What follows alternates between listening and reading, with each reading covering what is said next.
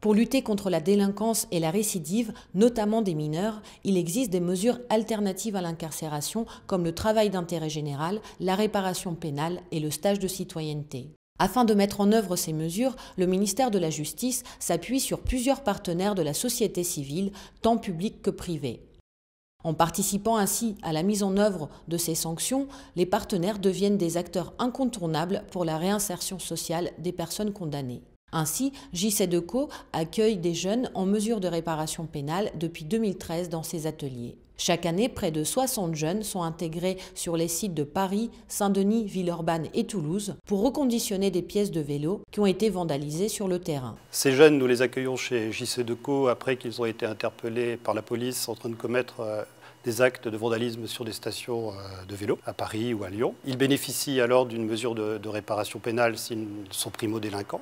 Et nous les accueillons ici afin qu'ils participent concrètement à la réparation des vélos dans les ateliers avec les autres techniciens de chez Cyclocity.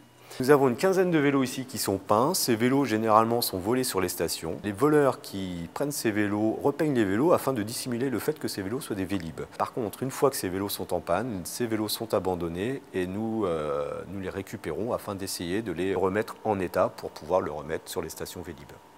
Maxime et Thomas passent leurs vacances de Noël à réparer les Vélib qu'ils ont dégradés, prenant ainsi conscience du travail, du temps et du personnel nécessaires pour les remettre en état. Je m'appelle Maxime, j'ai 17 ans, je suis là pour la dégradation de biens publics.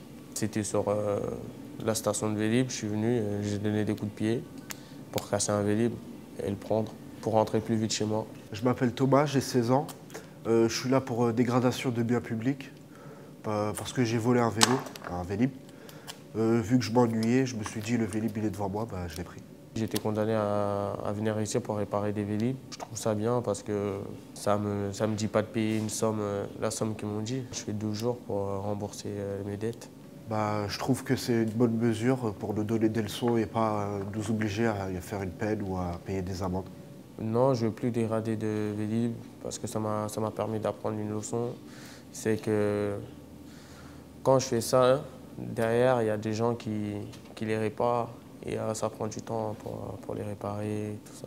Sur le plan personnel, ce que ça m'apporte, c'est déjà de voir cette multitude de personnes qui découvrent cet univers parce qu'ils sont tout le temps ébahis devant le nombre de personnes qui travaillent pour Vélib, jusqu'à certains qui viennent me voir quand ils ont fini leur réparation pénale afin de me demander des informations pour devenir mécanicien cycle ou travailler chez Vélib. Chez JCDecaux, nous accueillons des jeunes en mesure de réparation pénale parce que nous considérons que c'est un des moyens de lutte contre le vandalisme et de lutte contre la récidive. Nous pensons que ces jeunes ne recommettront pas des actes de vandalisme ou de destruction sur les stations vélo, que ce soit à Paris, à Lyon ou à Toulouse. Le ministère de la Justice compte parmi ses partenaires des associations caritatives comme la Fondation de l'Armée du Salut, qui accueille des personnes condamnées à des travaux d'intérêt général depuis 1984. Ces personnes n'exécutent pas seulement une peine, mais découvrent souvent un métier qui peut parfois leur permettre de se réinsérer après une formation et un contrat de travail. Dans les valeurs de la Fondation, il y a toujours eu cette volonté d'aider les plus démunis, notamment les sortants de prison. Raison pour laquelle, aujourd'hui encore, on accueille des personnes dans nos établissements condamnées à des peines de tige. Dans le cadre de mon atelier, il m'arrive d'encadrer des personnes condamnées à des travaux d'intérêt général. Ces personnes, en fonction de leur parcours, soit ont déjà une pratique dans la profession ou se rapprochant de la profession, soit découvrent à travers mon atelier un métier ou une série de professions possibles à acquérir. On s'efforce, en les accueillant dans nos ateliers, de donner du sens à leur peine, en espérant effectivement les réinsérer professionnellement par la suite, à l'issue de leur séjour, de leur passage dans notre établissement. Dans le cadre de cet atelier, nous avons la maintenance des locaux de la Cité de Refuge Centre Espoir, ainsi que la maintenance de l'ensemble du mobilier.